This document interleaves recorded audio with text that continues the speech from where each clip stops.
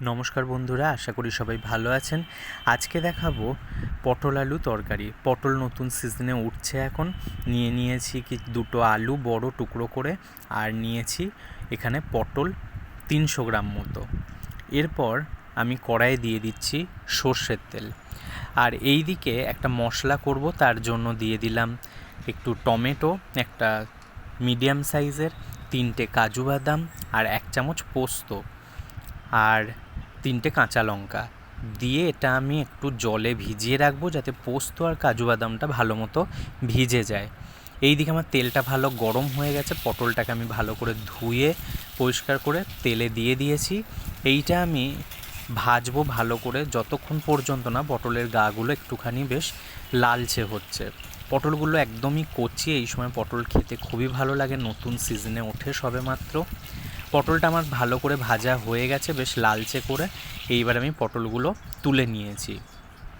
এরপরে বাকি তেলটাতে আমি আলুগুলোও দিয়ে আলুগুলো একটুখানি গাগুলো লালচে করে ভেজে নেব। আলুগুলো আমার মোটামুটি ভাজা হয়ে গেছে। এরপর আমি আলুগুলোকে তুলে রাখবো।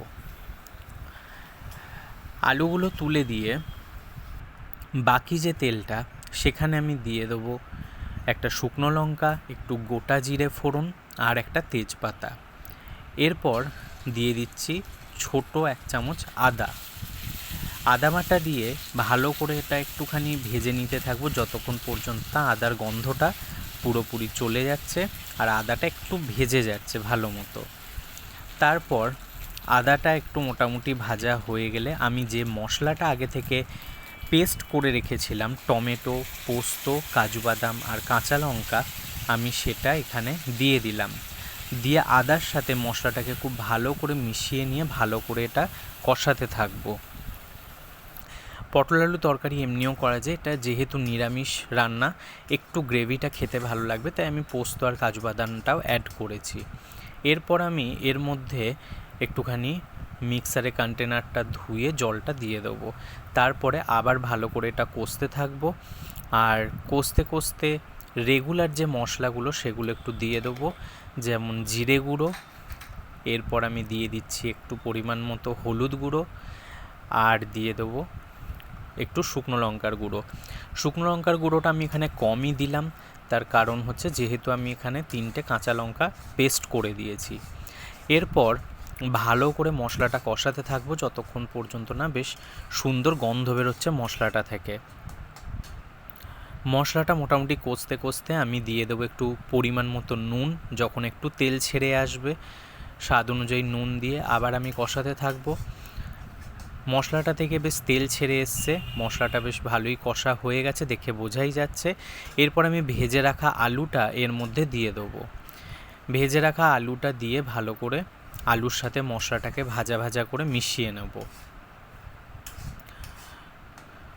মিডিয়াম আছে মশলাটাকে সঙ্গে আলুটাকে কষাতে হবে, যাতে করে মশলাটা খুব তাড়াতাড়ি শুকনো না হয়ে যায়, আলুর সাথে ভালো মতো এটা মিশে যায়। আমার আলুর সাথে মশলাটা ভালো মতোই ভাজা হয়ে গেছে, তেল ছেড়ে দিয়ে মশলাটাও ছেড়ে দিয়েছে।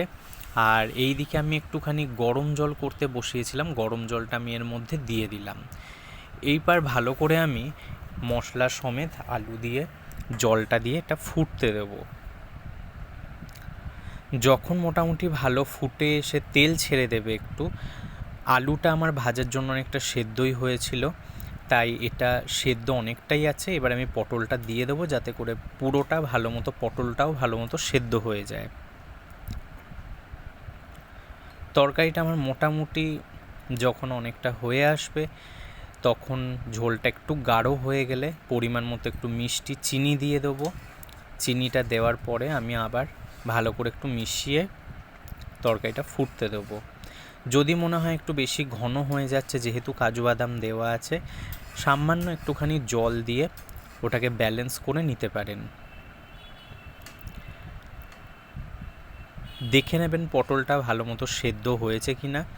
এরপর আমার প্রায় তরকারিটা হয়ে এসছে, আমি দিয়ে দেবো একটু সানরাইজের গরম মশলা গুঁড়ো, আমি দিয়ে দিচ্ছি গরম মশলা গুঁড়োটা, আর দিয়ে দেবো একটু ঘি অল্প পরিমাণে। তারপর ভালো করে এটা মিশিয়ে দিয়ে আমার তরকারি একদম রেডি। বেশ গরম গরম পটল আলু তরকারি, খুব সুন্দর গন্ধ বেরিয়েছে। গরম মশলার ঘি পড়লে যে কোনো নিরামিষ রান্নাতেই খুব সুন্দর খেতেও হয়, এছাড়া বেশ গন্ধও বেরোয় খুব সুন্দর।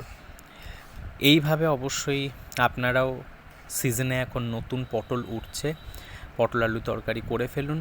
পটল আলু তরকারি এমনি আমরা আদা জিরে বাটা বা টমেটো দিয়ে নিরামিষ তরকারি করে থাকি, কিন্তু এইভাবে একটু পোস্ত আর কাজু বাদাম পেস্ট দিয়ে করে দেখতে পারেন, খুবই সুন্দর খেতে হয়। আমার পটল আলু মোটামুটি ভালো সেদ্ধ হয়ে গেছে। গরম গরম ভাতে বা নিরামিষের দিন এই রকম পটল আলু তরকারি বানিয়ে অবশ্যই একবার করে খেয়ে দেখুন, আশা করি সবারই ভালো লাগবে। এছাড়া পরোটা দিয়েও খেতে পারেন। ভিডিওটা ভালো লাগলে লাইক করবেন। ধন্যবাদ।